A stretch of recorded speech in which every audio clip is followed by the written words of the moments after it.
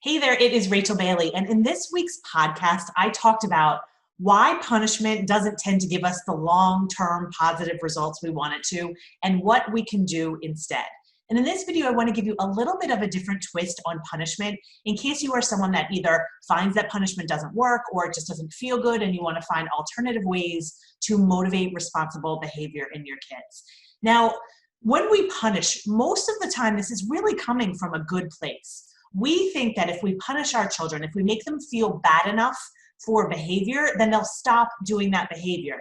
So if you have a child who's being mean to his brother or sister, and you say, stop being mean to your brother or sister, if you don't stop, I'm going to take away your screen time.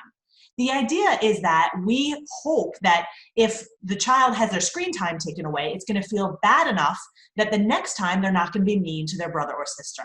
We hope that making them feel worse is going to help them choose to do something different in the future.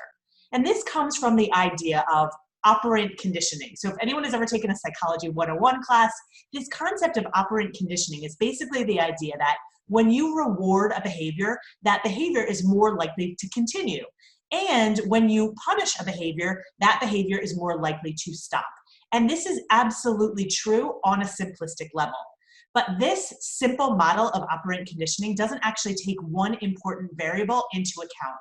And that variable is that the human brain, when we sense a threat, when we sense that someone is against us, or we sense that someone is going to take away everything that we care about, or we sense that someone is trying to make us feel worse, when we sense that threat, the brain will immediately focus more on the threat rather than on a lesson that we are trying to teach our children. So when you are taking away everything they care about and making them feel horrible for their behavior, telling them all of the reasons that their behavior is wrong, that's what they are focusing on, not the lesson you want them to learn. So I want to give you an example that might apply to you. And this is a little difficult when I'm talking to adults because we don't have that many figures in our lives that are as powerful as we are in the lives of children. But there is one clear authority figure in our lives, and that is a police officer. So I want you to think about it this way. Let's say you are speeding and you get pulled over by a police officer, and the police officer says, I'm going to give you a ticket, and you start to explain why you were speeding, or you were even just really respectful, and you say, okay, officer, I understand. But let's say that police officer becomes really rude and says, I don't really care what your reason was, or don't talk to me, I don't want to hear, you get the ticket, you were speeding, you were wrong. And in your brain, you feel like they were being really rude and maybe overly disrespectful to you. What you were going to remember in that situation is the fact that they were rude. You're not necessarily going to learn the lesson that they were trying to teach you. Now, let's say you were speeding along and you got pulled over by a police officer who was not being rude. Maybe this police officer pulled you over and they're still going to give you the ticket. They're still going to give you the consequence. So they say something to you like, you know, I know you were speeding. We all do it from time to time. I still have to give you the ticket because that's what happens when you speed. But I want to give you a little tip.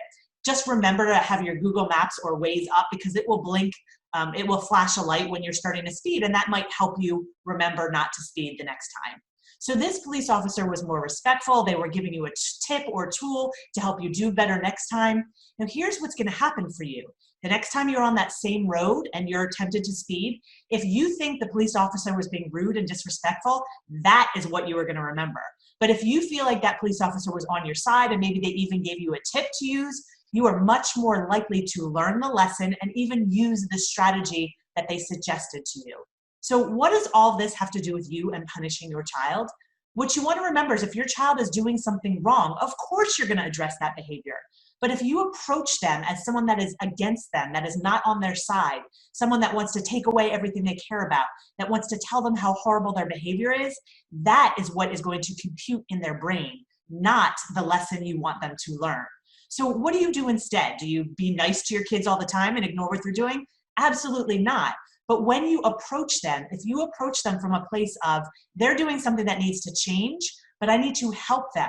I need to approach them as someone that is on their side and teach them how to do better next time.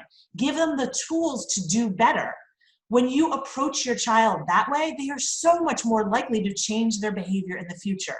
Not only because they can internalize your lesson, because you're not a threat, but also because you're focusing on teaching them how to do better next time. And that's ultimately what leads to better results. So just think about when you are approaching your child and you need them to change your behavior, do they sense that you are on their side or against them? Because that is really what is going to get through to them. If you want more information about how to use strategies other than punishment, or even in addition to punishment, go ahead and check out my latest podcast episode. The podcast is called Your Parenting Long Game. You can even find it on my website at rachel-bailey.com/podcast, and you'll see the most recent episodes at the top. I look forward to seeing you again next time.